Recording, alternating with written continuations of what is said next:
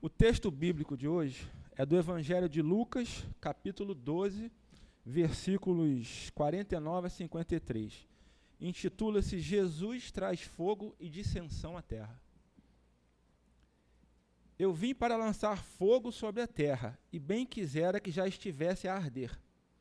Tenho, porém, um batismo com o qual hei de ser batizado, e quanto me angustio até que o mesmo se realize. Não, eu vou-lo afirmo.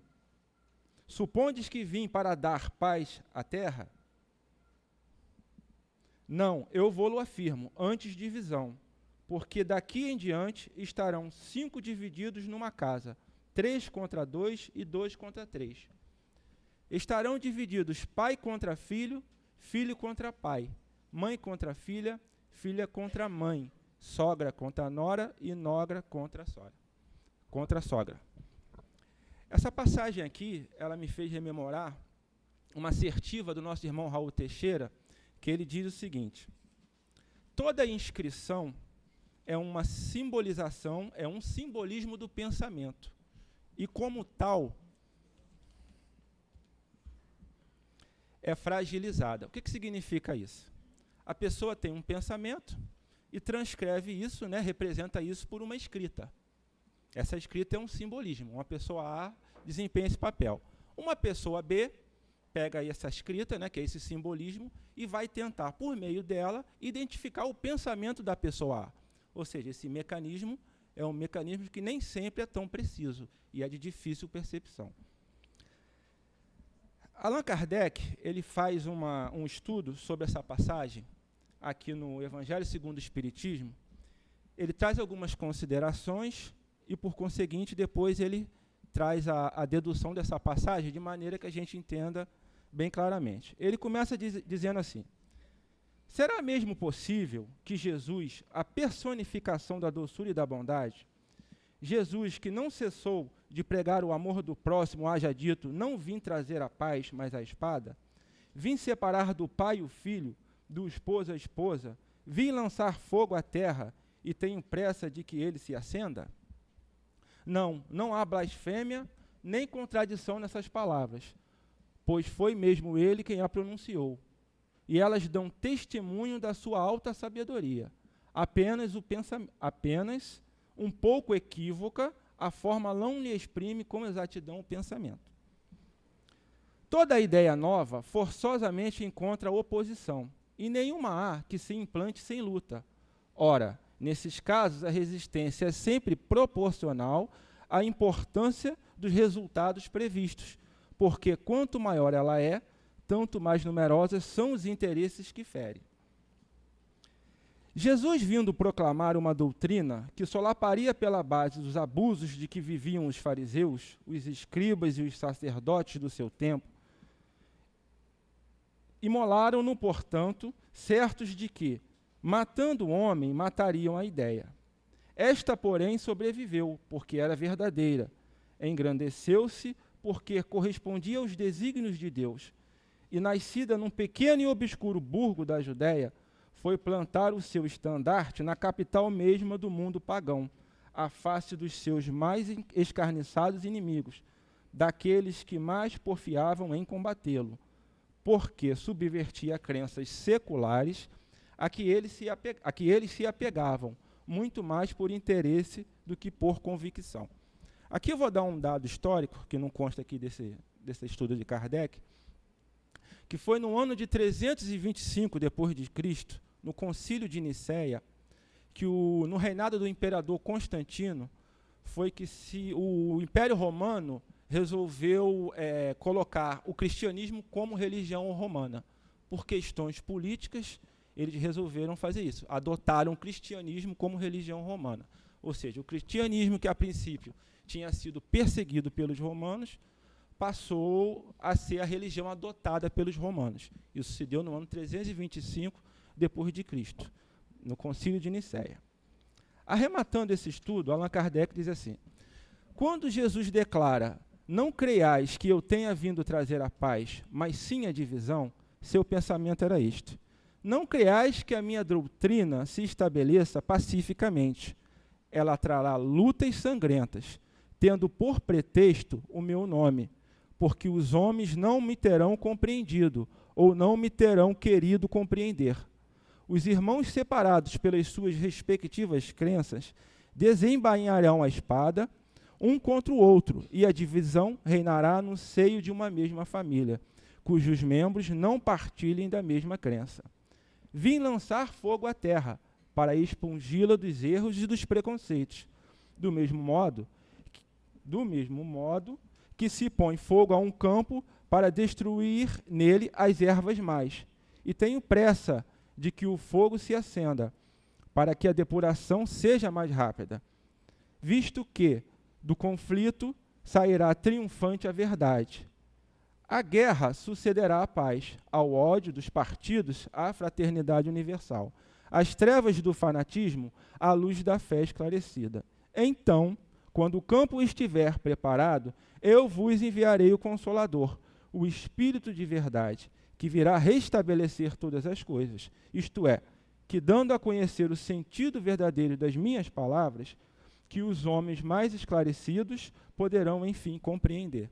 Ou seja, se nós analisarmos essa passagem do ponto de vista do que está explícito aqui, do que está escrito, nós não vamos alcançar a mensagem de Jesus. É preciso mergulhar no que está implícito, né? É preciso levantar o véu da letra.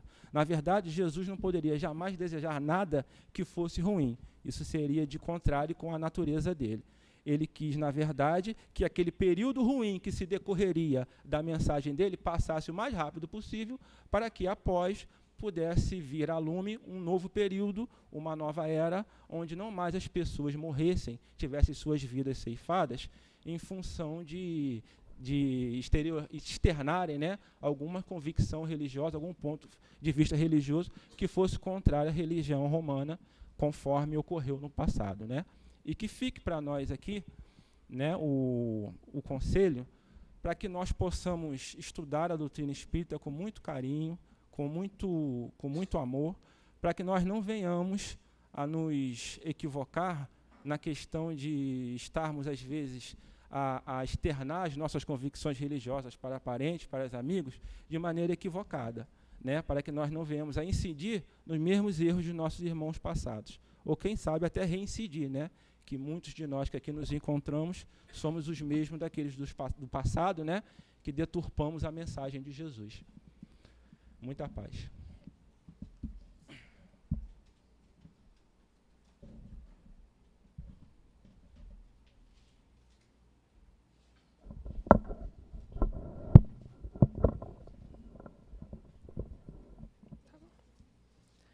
A página de hoje é do livro Vivendo o Evangelho, volume 1, psicografia de Antônio Baduí Filho, pelo espírito André Luiz. Consultas espirituais. São inoportunas certas consultas ao mundo espiritual. Futuro, você escolhe. Negócios, você resolve. Casamento, você decide. Saúde, você cuida. Conflito, você esclarece. Dúvida, você raciocina. Destino, você faz. Dificuldade, você trabalha. Separação, você pensa. Conduta, você sabe. Amparando nas lições do Espiritismo, que revive o Evangelho de Jesus, procure você mesmo resolver os problemas do dia a dia, na certeza de que consultas inconvenientes aos espíritos quase sempre acabam em respostas de espíritos inconvenientes.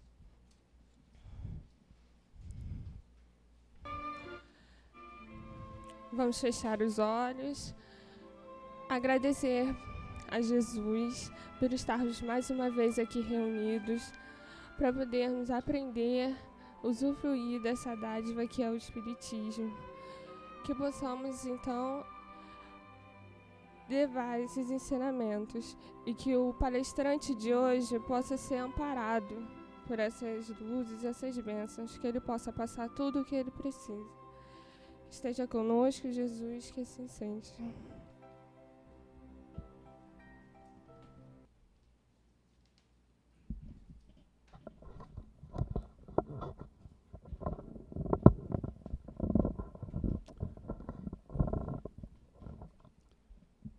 Nós tínhamos já orientado que nós faríamos no último sábado, sempre, um estudo tirando conteúdo do livro dos Espíritos. Então, hoje, nós vamos tentar fazer uma síntese da introdução do livro dos Espíritos. Na semana que vem, nós retornaremos ao Evangelho segundo o Espiritismo. No final do mês de maio, novamente haverá uma palestra, já iniciando as questões do livro dos Espíritos, com um companheiro nosso fazendo o estudo. Então, o livro dos Espíritos ele tem uma introdução muito longa. E nós não poderíamos fazer item por item, por ser desnecessário. No entanto, nós queremos fazer uma síntese bem resumida para dar para vocês uma ideia do que Allan Kardec tentou colocar na introdução do livro dos Espíritos. Se eu perguntar, eu já sei qual vai ser a resposta. Quantos de vocês já leram a introdução do livro dos Espíritos? Toda a introdução. Pode levantar o dedo. Olha, tá boa, percentual bom.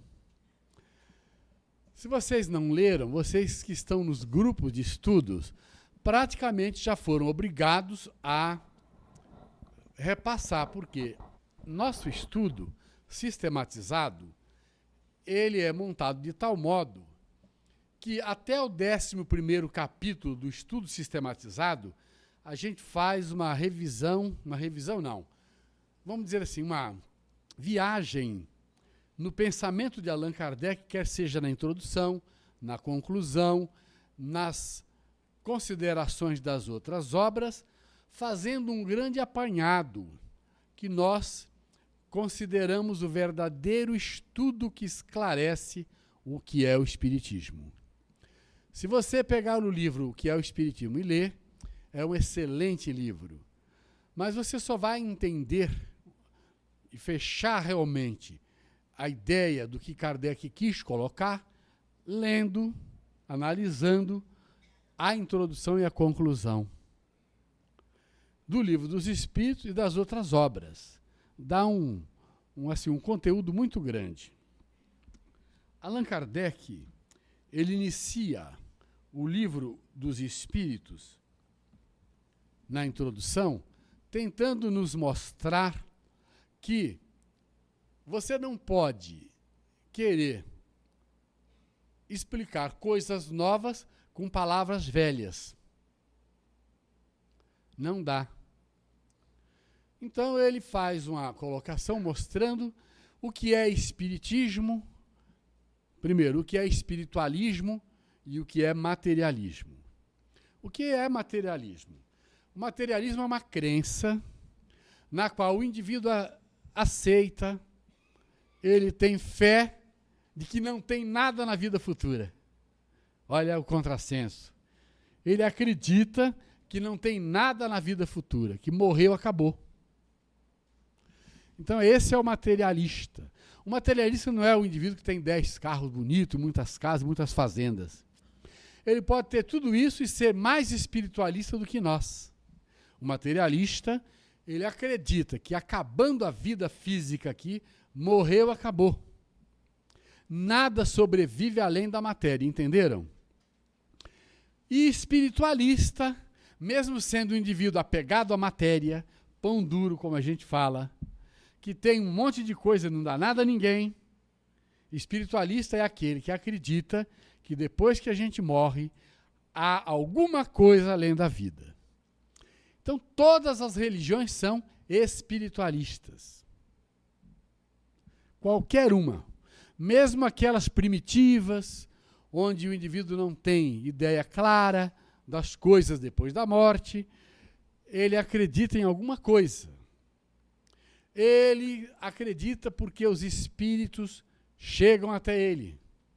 Sempre chegaram, chegam e chegarão. Então ele conhece a vida espiritual, mesmo que de uma forma rudimentar. Então ele é espiritualista. Lá no Império Centro-Africano, que é o lugar que é menos visitado pelos ocidentais, na nossa Amazônia tem elementos vivendo de uma forma muito rudimentar, que são espiritualistas, porque acreditam na continuidade da vida depois da morte. Isso está claro. Agora, Kardec, para fazer uma diferença entre tudo aquilo que já se acreditava, tudo aquilo que tinha, ele criou um neologismo, uma palavra nova, chamada espiritismo.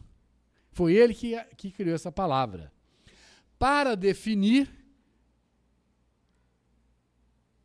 nós que estudamos a doutrina espírita. No espiritismo se estuda a doutrina espírita.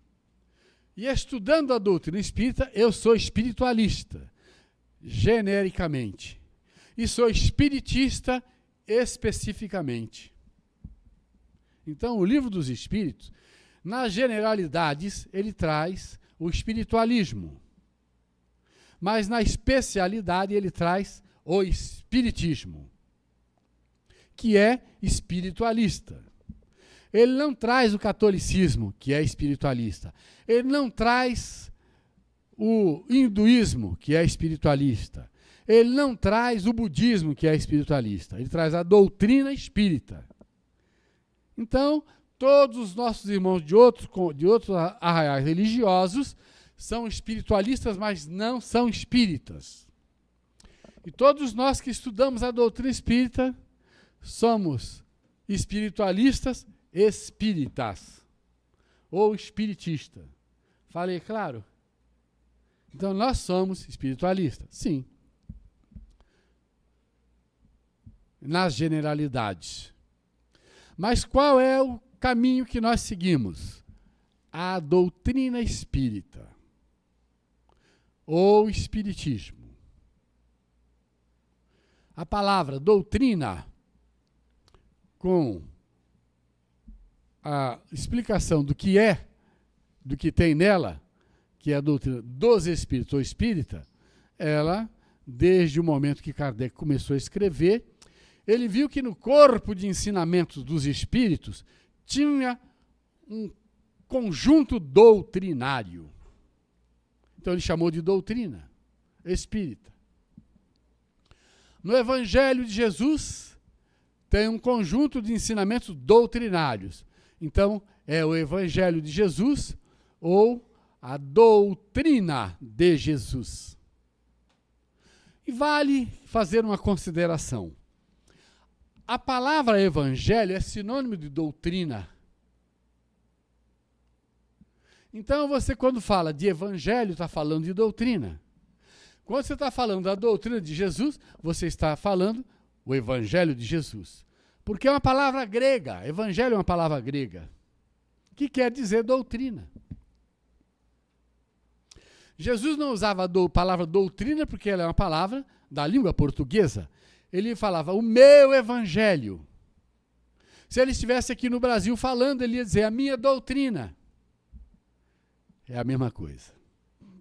Então, essa primeira colocação ela é importante porque Allan Kardec definiu isso na introdução do livro para que a gente pudesse começar a entender que nós estávamos fazendo essas diferenças. Quem começou a estudar o Espiritismo nos primeiros dias do Espiritismo, lá na França, estava começando uma era nova, a era da doutrina espírita. E aí, nós então vamos seguindo para entender essa questão. Você vai com toda clareza entender que o Livro dos Espíritos ele é a parte filosófica do Espiritismo, onde Kardec foi fazendo essas colocações, perguntando aos espíritos, e para ele montar toda essa ideia tão bem encadeada, ele tinha que entender o que ele estava fazendo. Ele tinha que entender que ele estava doutrinando a humanidade para o futuro. evangelizando à luz do Espiritismo. Então, lendo o Livro dos Espíritos, você está se evangelizando. Porque o que tem nele é o Evangelho na visão nova. Então, logo assim que Kardec começou a analisar as questões, ele foi verificar que tudo gira em torno de denominações, de palavras. E ele precisava dessas palavras. E ele só poderia dar essa compreensão às pessoas fazendo o que fez. Então, todos nós somos claramente, estudando a doutrina, classificado dentro desse adjetivo, espírita ou espiritista. Não somos, como falei na semana passada, kardecistas, porque não foi criado o kardecismo. Não foi codificado o kardecismo. Foi codificada a doutrina espírita, ou doutrina dos espíritos. Então, tirem do vocabulário de vocês essa bengala para querer se esconder, ou para querer não ter que dar justificativas ou explicações, usando a palavra kardecista, porque Allan Kardec não enalteceu o nome dele. Ele enalteceu a doutrina dos espíritos. Então ele verificou também, logo no começo, que ele tinha que lidar com adeptos que compreendiam de imediato e com contraditores, com pessoas que entravam logo em contradição com uma série de coisas. E ele lutou muito no começo para tentar fazer as pessoas entenderem. Como também foi muito difícil para as pessoas assimilarem os princípios básicos do Espiritismo. Todos. Nós hoje estudamos e sabemos que o Espiritismo tem 5 princípios básicos. A crença em Deus, na pré-existência e na imortalidade da alma, na reencarnação, na pluralidade dos mundos habitados e na comunicabilidade dos espíritos. Mas Kardec não deixou isso escrito assim. Quem estabeleceu isso foi o movimento espírita, que estuda a doutrina e que vai ajustando os conceitos e as regras para que a gente possa compreender melhor a doutrina espírita e verificar se nós estamos verdadeiramente entendendo todos os princípios ou não. Se você disser para alguém que esses são os princípios básicos do Espiritismo, e a pessoa for totalmente leiga, você praticamente não está dizendo nada para ela, que ela não vai entender direito. Ela pode acreditar nesses 5 princípios básicos e não se considerar espírita. Mas, na verdade, se ela acredita nesses 5 princípios, ela pode ser considerada espírita. Ela pode negar. Tem gente que diz assim, eu não sou nem católico, nem espírita, nem protestante, nem nada. Eu sou tudo isso aí. Balança a mão assim, né? Dá uma chocalhada, porque a pessoa não quer compromisso com nada, não quer saber, não quer vivenciar princípio básico, não quer nada. Ela simplesmente vai levando a vida, eu estou tão bem, eu vou a todas. Não sabe nada e vai continuar sem saber nada. Quando nós estudamos sistematicamente as obras, nós estamos crescendo, aprendendo e chegando a esses pontos de entendimento de princípios básicos. A gente passa a entender como foi que o Espiritismo surgiu, as fases que ele passou, as dificuldades que existiram. Todas as doutrinas que trazem a verdade têm dificuldades imensas para se implantar. Kardec, quando entendeu que tinha adeptos e contraditores, ele falou assim, eu não vou nem me preocupar muito, logo de início. Logo de início eu preciso me dirigir às pessoas de boa fé. Eu preciso me dirigir às pessoas que não têm ideias pré-concebidas. Eu preciso me dirigir às pessoas que sinceramente desejam se instruir. É o que nós estamos fazendo aqui. E é o que algumas pessoas estão fazendo aí com o livro aberto. Eu gostei, estou vendo que as pessoas entenderam. Isso é muito importante. Nós precisamos nos instruir. Quando Kardec via que as pessoas não queriam se instruir, ele passava e ia adiante. Jesus fez o mesmo. As pessoas não queriam se instruir, ele seguiu adiante e deixou os ensinamentos para o futuro, como o nosso companheiro Sérgio aqui fez algumas considerações. Antes de ser codificada a doutrina, o que nós tivemos para chamar a atenção e para que a doutrina espírita pudesse vir, para que o advento do espiritismo pudesse se dar? O que teve que acontecer? Por exemplo, todo mundo está esperando a Copa do Mundo em 2014, não está? Tá ou não está? Depois da Copa vem o quê? As Olimpíadas, ninguém esquece. Para fazer a Copa, o que o Brasil está fazendo? Gastando todo o nosso dinheiro, dinheiro da saúde, da educação, né? Para fazer estádios, para fazer arenas, para o povo brincar. Mas são preparativos. São ou não são? Sem arena vai ter futebol? Só de areia. E isso tem que existir, senão nós vamos passar uma vergonha enorme. Pois bem, vamos pensar no espiritismo. Para o advento do espiritismo, nós tivemos que ter muitos preparativos, muito importantes preparativos. E aí, a gente volta àquela mesma colocação que volta e meia um de nós aqui tem que fazer para abrir a cabeça dos novos adeptos do espiritismo, para as pessoas que querem se instruir, para as pessoas que querem ter uma visão. Deus não nos mandou o espiritismo assim com facilidade, de mão beijada, não. Joga o espiritismo. Allan Kardec reencarnou, o espiritismo já está codificado. Engano de vocês, porque Kardec só começou a trabalhar depois dos 50 anos. Até lá, o que ele fez? Estudou, trabalhou, teve que ter profissão, teve que ter a casa dele, teve que se sustentar e se tornar respeitável. Teve que se tornar respeitável. E ele fez isso. Enquanto ele fazia tudo isso, o plano espiritual começou a trabalhar lá do outro lado, enviando médiuns para reencarnarem. Então, muitos médiuns reencarnaram. Principalmente os médiuns que iriam trabalhar no que nós chamamos de fenômenos de efeitos físicos. Vamos acabar com o fenômeno do sono aí, porque isso aí também é um problema físico. Só que o efeito físico que eles iam provocar lá era pelos mecanismos das doações fluídicas. Eles iriam doar fluidos para que aqui pudessem acontecer vários fenômenos, que cada um chamou de um jeito logo de começo, que nós podemos chamar de assombrações, né? E ninguém entendia. Aí tem uma assombração naquela casa. E era um espírito que vivia sempre ali, fazendo alguma coisa, ou na outra, na outra, na outra.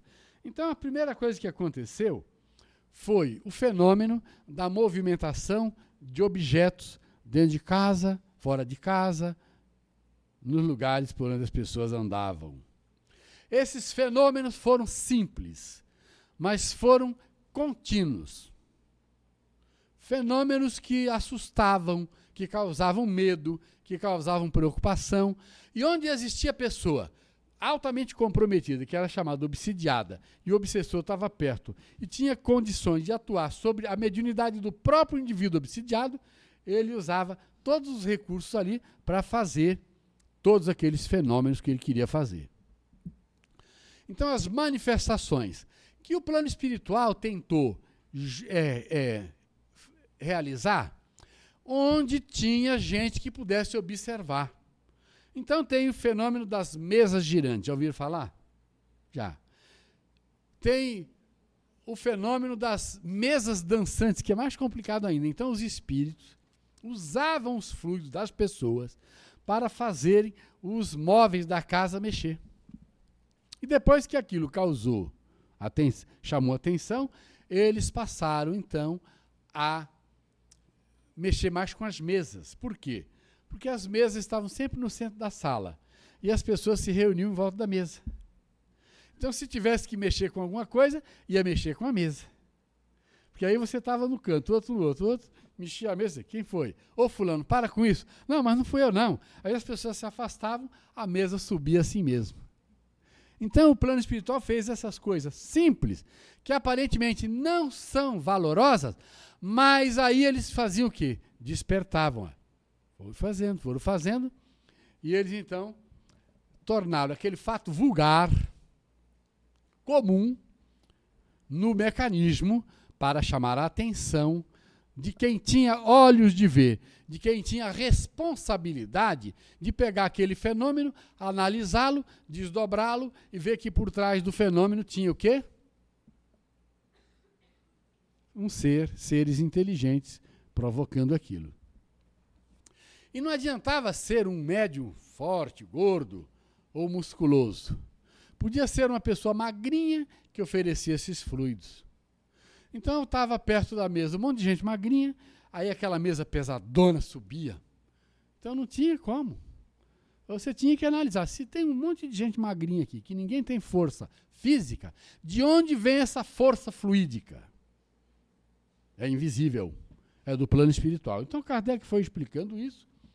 Esses fenômenos se propagaram rapidamente por toda a Europa, por todos os países.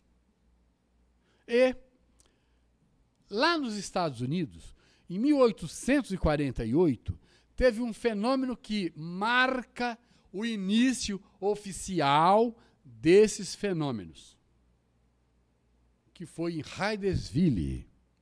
Lá tinha uma família que morava numa casa e certa vez um caixeiro viajante passou vendendo as coisas e o dono da casa, o senhor ambicioso, gostou do que ele vendia e resolveu matá-lo e emparedá-lo no porão da casa. E nessa casa de Hydesville aconteceu esse assassinato, esse crime.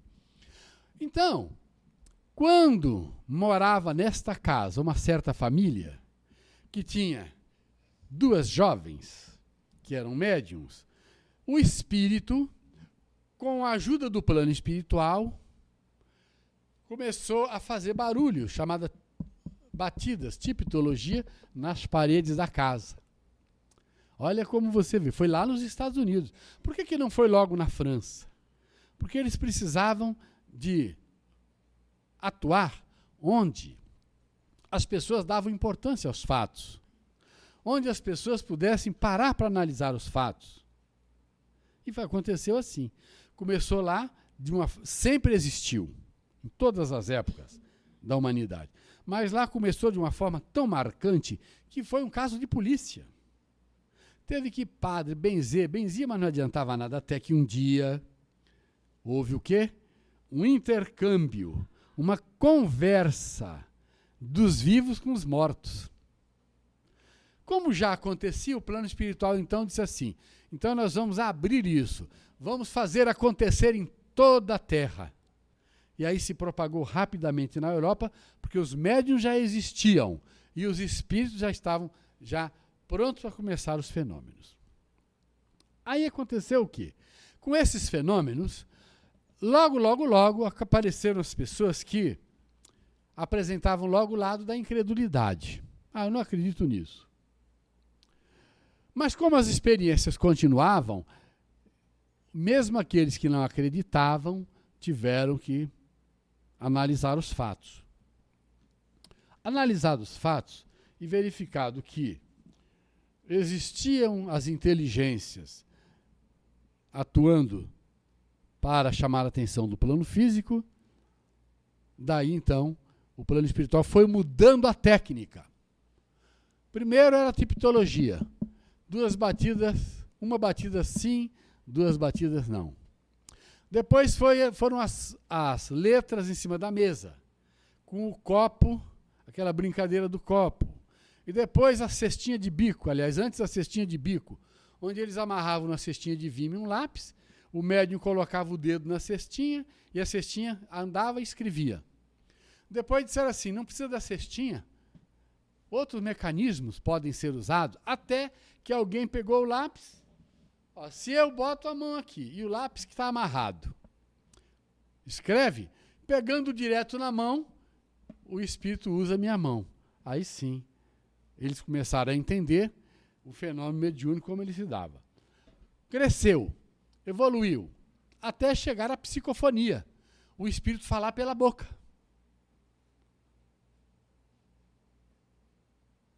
Já existia. Os espíritos falavam pelas pessoas, mas quem ouvia não acreditava. Escreviam pelas pessoas, mas as pessoas pensavam que era do próprio indivíduo. Então o plano espiritual teve que usar esse estratagema todo para mostrar que, em determinados momentos, quem escrevia era o espírito e não a própria pessoa. E foi crescendo.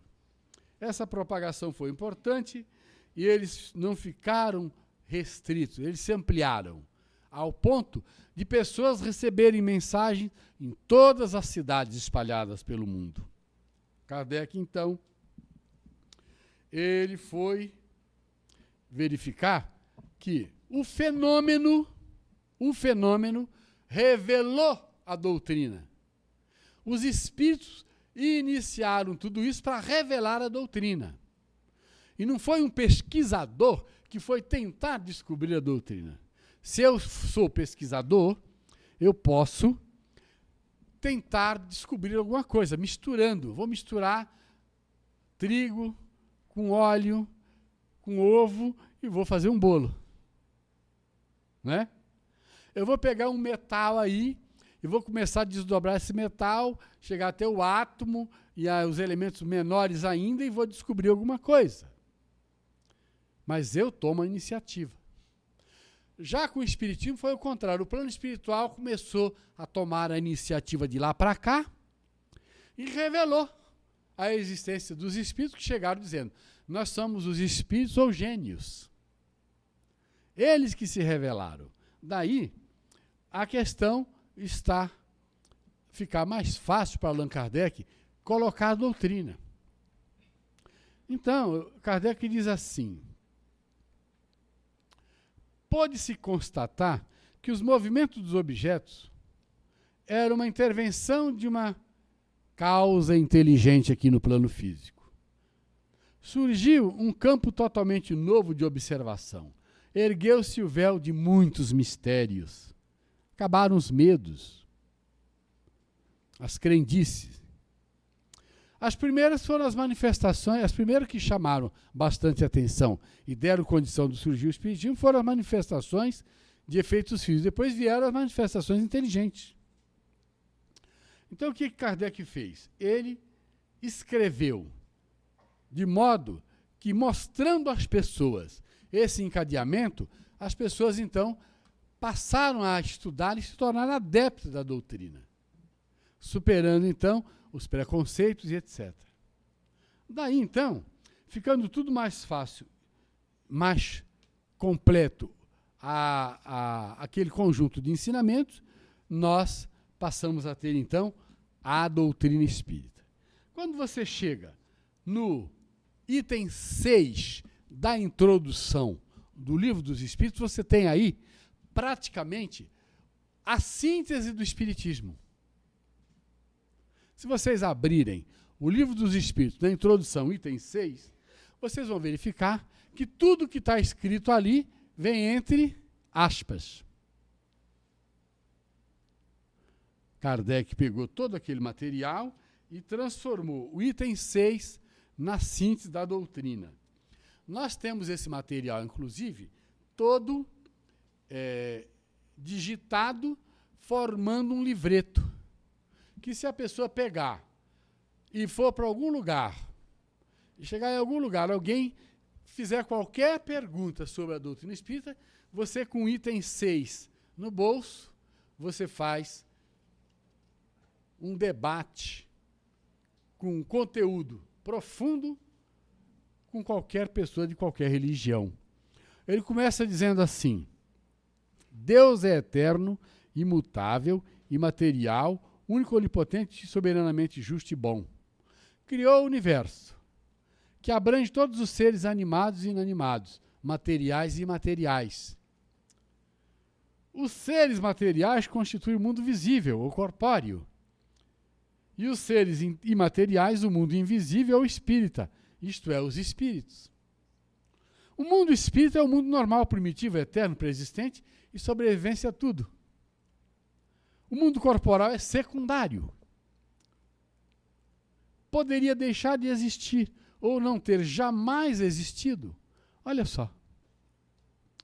Sem que por isso se alterasse a essência do mundo espírita.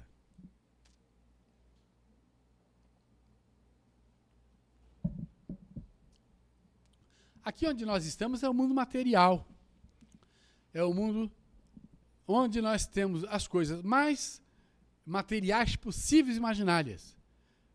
Temos vários tipos de minerais, né? E é terceira dimensão.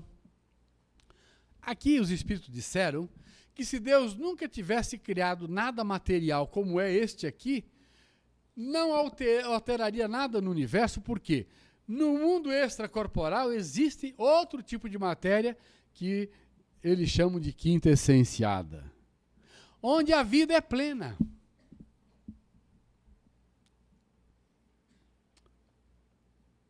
Os espíritos revestem temporariamente um invólucro material perecível, cuja destruição pela morte lhes restitui a liberdade. Tem gente que não acredita nisso. Entre as diferentes espécies de seres corpóreos, Deus escolheu a espécie humana para a encarnação dos espíritos que chegaram a certo grau de desenvolvimento, dando-lhe superioridade moral e intelectual sobre as outras. Quer dizer o que aqui? Que nesse tipo de corpo é que Deus decidiu que o espírito iria usar a razão e a inteligência plena. E que no corpo dos animais, que nós chamamos de inferiores, temos o princípio inteligente em evolução, mas que ainda não pode ser chamado de espírito. Então, quem está reencarnando na fase animal, fora da hominal, está evoluindo, está crescendo, mas ainda não é espírito.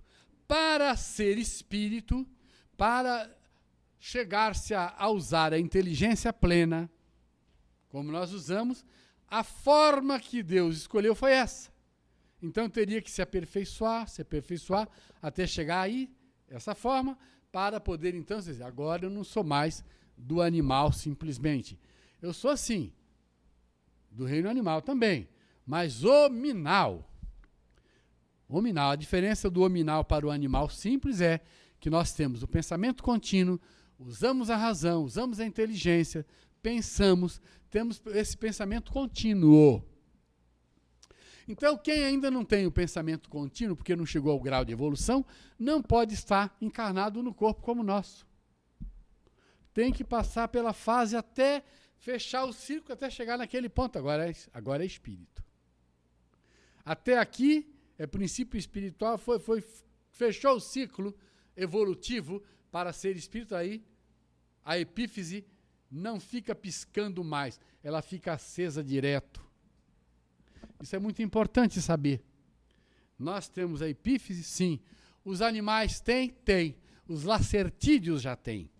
Mas é uma luz que não está plena, porque ainda não tem muitas vivências, não adquiriu ainda todo o contexto de acúmulo de experiências para poder pensar como nós. Mas as primeiras reencarnações como homem, o espírito pensa, embora seja um pensamento muito, muito desconexo ainda, mas ele pensa, quem poderíamos nós aqui na Terra colocarmos como sendo esses elementos nas primeiras reencarnações? São aqueles que estão lá nos lugares mais distantes, mais isolados na Terra, e eu não poderei dizer a você se é nesse continente, no outro ou no outro. Mas ainda nós temos espíritos nas primeiras reencarnações nascendo, e vamos ter por muitos milênios ainda, porque a Terra não vai deixar de ser esse laboratório completo que oferece a oportunidade do princípio espiritual crescer e chegar até a fase hominal.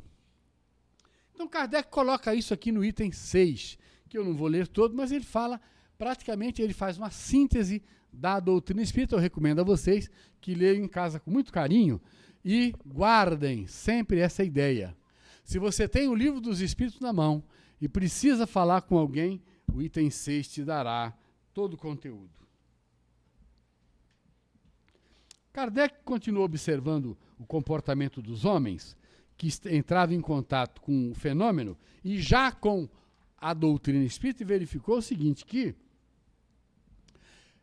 as corporações científicas, elas queriam dar opinião sobre o espiritismo e davam as opiniões mais absurdas.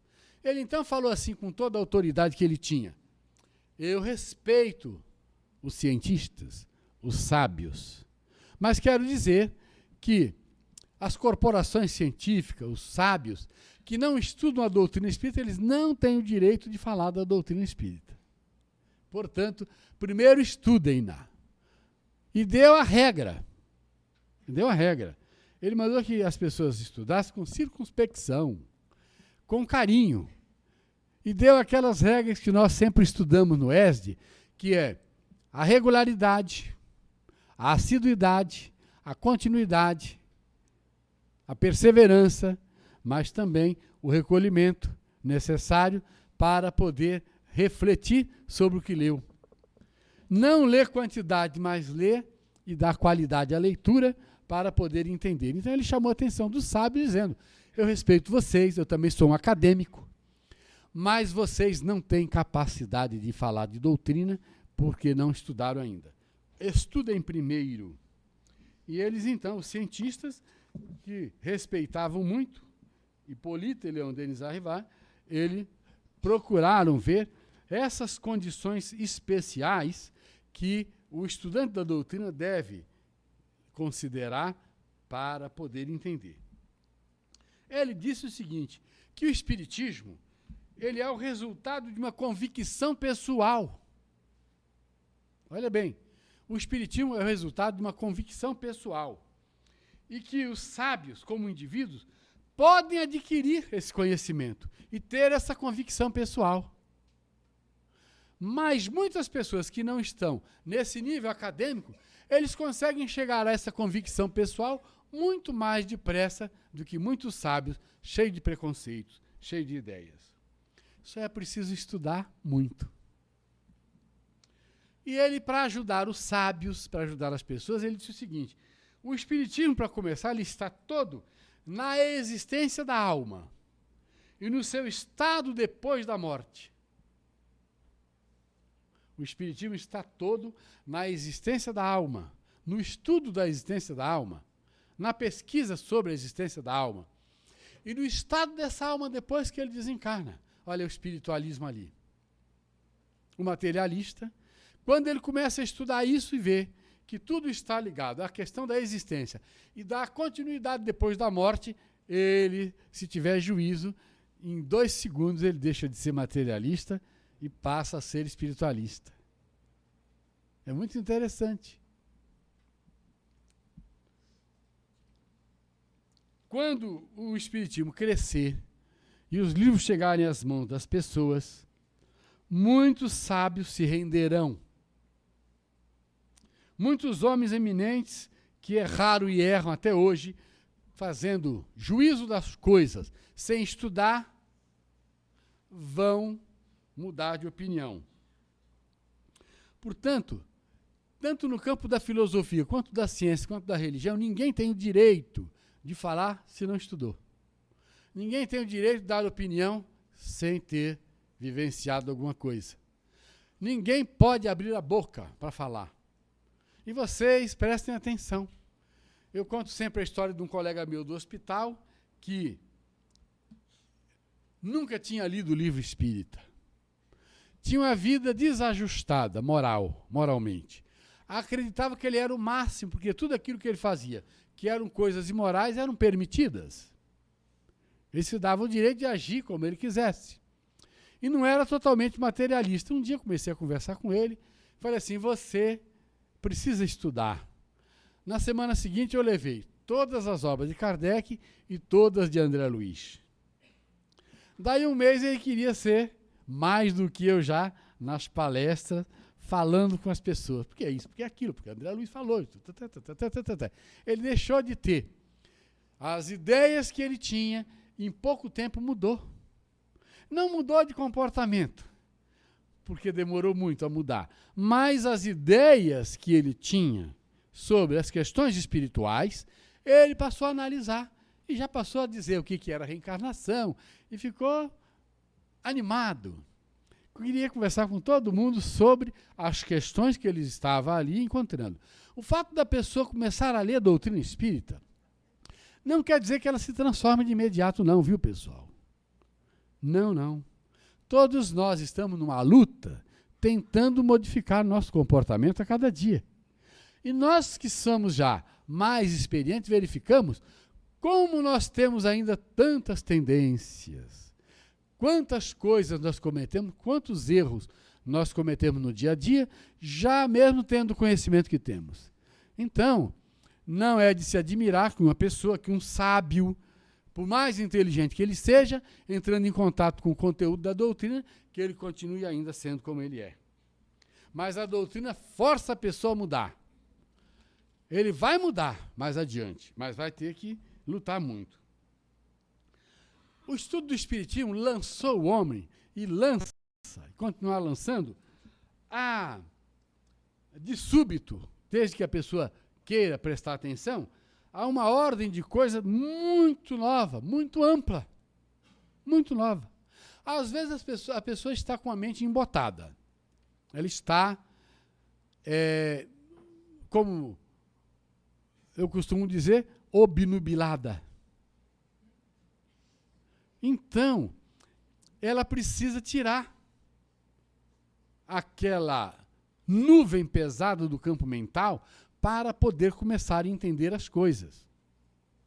E muitas vezes isso se dá rapidamente. E quando você consegue desentupir o campo mental de ideias tolas, você se vê lançado numa nova ordem de coisas que vai te dar um empurrão muito grande na sua caminhada. Então, gente, a pessoa que é séria, que gosta das coisas sérias, que busca crescer a cada dia e que é livre de preconceitos, perseverante, estudioso, lutador, ele, logo, logo, estudando a doutrina, ele se modifica muito mesmo. Não precisa ter grande cultura do mundo. Não precisa. O que o indivíduo precisa é superar a preguiça mental. Às vezes a pessoa malha 8 horas por dia. Exagera, né? Exagerei, né? Tem gente que faz, né? A pessoa é ativa, trabalha muito. É um capitão de indústria. Mas ele tem uma preguiça de ler terrível. Eu não gosto, não consigo ler, me dá sono. Isso é preguiça mental para as coisas nobres, sérias e para a leitura.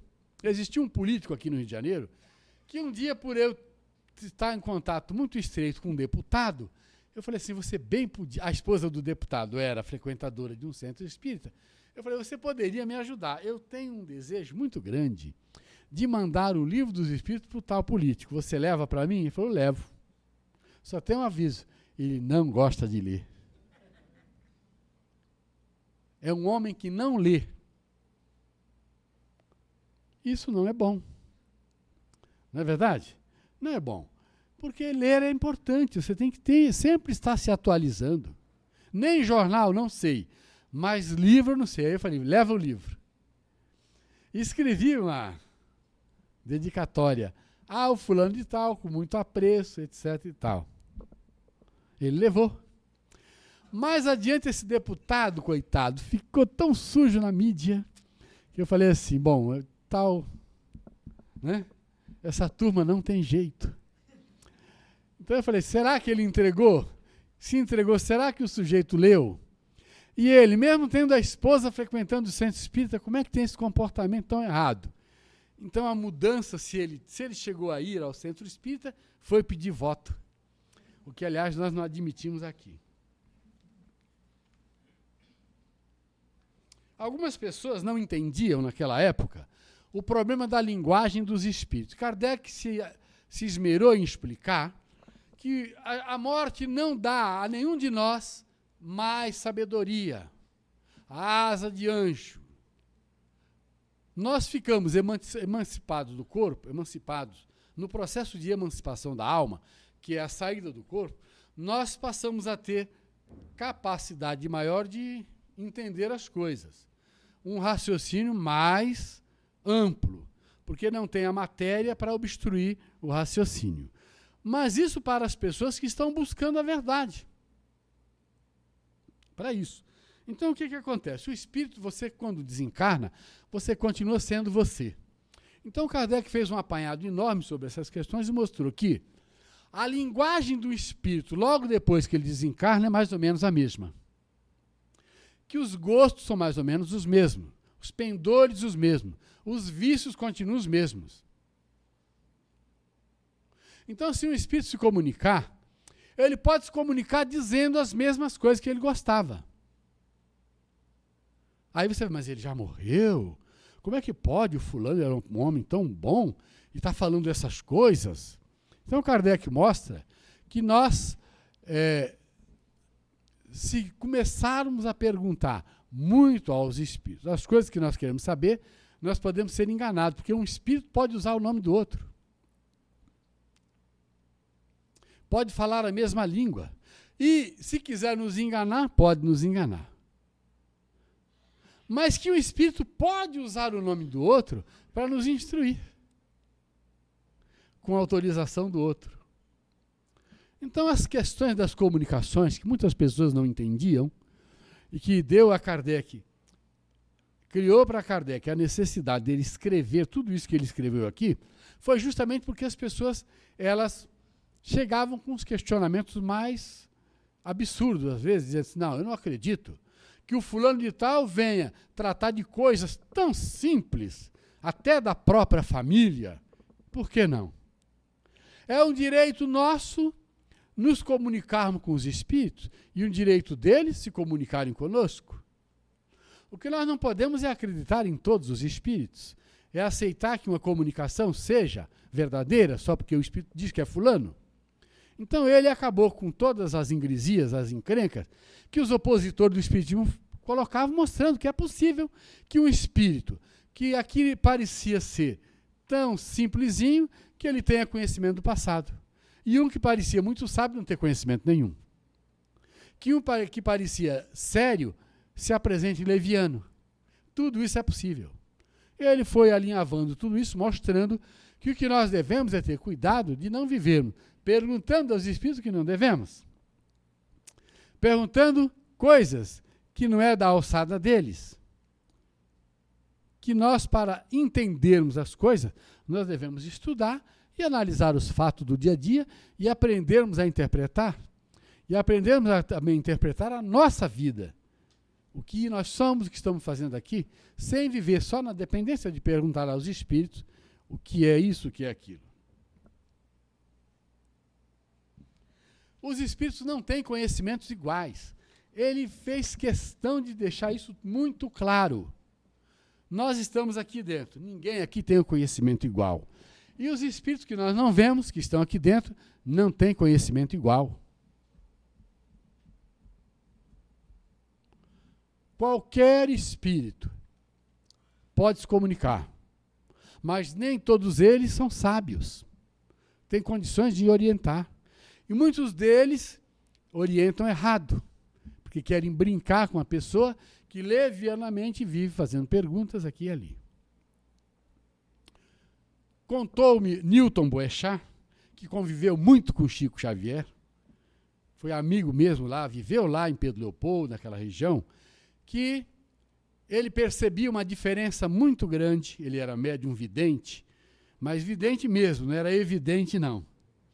E ele muitas vezes estava à mesa com Chico Xavier, privando lá do convívio com Chico, e aí ele via chegando lá na porta Dr. Bezerra de Menezes e Emmanuel, chegando para a reunião. Olha que coisa interessante. Emmanuel chegava, entrava e se colocava atrás do Chico Xavier rapidamente. E o doutor Bezerra de Menezes levava 1 hora de lá até aqui. Porque todos os espíritos viam e falavam, doutor Bezerra, ajuda meu filho, ajuda minha mãe. 1000 pedidos. Entenderam? Quando o doutor Bezerra se comunica, é um paizão. Ele já começa chamando a gente de filho. Emmanuel é diferente. Mas isso não quer dizer que um seja menos evoluído que o outro. Cada um tem seu grau evolutivo, lógico. São muito evoluídos. Mas são diferentes. Na semana passada eu contei um fato pessoal meu sobre como eu fui aliviado dos meus problemas, das minhas preocupações, antes de vir para o Rio de Janeiro. Hoje eu vou contar outro fato meu, de quando a minha mãe desencarnou. Para vocês verem como os espíritos falam, igual às vezes, logo depois que desencarnaram. Minha mãe desencarnou, muito doentinha, e etc. E ela, antes de desencarnar, veio ao Rio de Janeiro, veio aqui, ficou uns tempos, e veio à federação justamente numa semana que nós trouxemos para cá o médium Edson Queiroz, que foi quem durante muito tempo recebeu o Dr. Fritz. E ela fez tratamento e tal, e depois foi embora. E a doença se agravou, porque com certeza não era para ela ficar curada daquela enfermidade, e ela desencarnou. 3 dias depois, eu recebi uma comunicação da minha mãe. As pessoas falam, mas eu não recebo comunicação, eu nunca recebi, eu quero. Quer, mas não busca. E como é que a gente busca? Não é indo lá no Chico, ouvindo aqui perguntar. Você pode ter acesso às comunicações dos espíritos, desde que você comece a estudar, comece a participar de grupo, mais adiante você participa de grupo de estudos, mais adiante você participa de reuniões mediúnicas e aí, pronto, você está no ambiente de comunicações. Como é que você pode ter comunicações se você não se esforça, não conquista o direito? A comunicação da minha mãe veio autêntica. Minha mãe falava roçaliano. Ela era neta de italiano da roça analfabeta. Então, a linguagem era exatamente aquele roçalianozinho da minha mãe lá do interior. Autêntico. Foi assim que Kardec, desenvolvendo tudo isso na introdução do Livro dos Espíritos, depois ele completa na conclusão, colocou, né, a introdução ao estudo da doutrina espírita, mostrando que os espíritos estão aí, interferindo em nossas vidas, e que as pessoas que observam e não aceitam, e que colocam todas as dúvidas, e têm todos esses problemas, o fazem por falta de conhecimento. Só o estudo nos dará sempre condições de interpretarmos cada vez melhor, cada vez mais e melhor, a doutrina espírita e a questão da mediunidade, o fenômeno espírita que acontece sempre, que acontece e vai continuar acontecendo conosco no nosso dia a dia. Então essa parte está encerrada, muita paz para todos, leiam a introdução com muito carinho, vocês verão quanto conteúdo importante.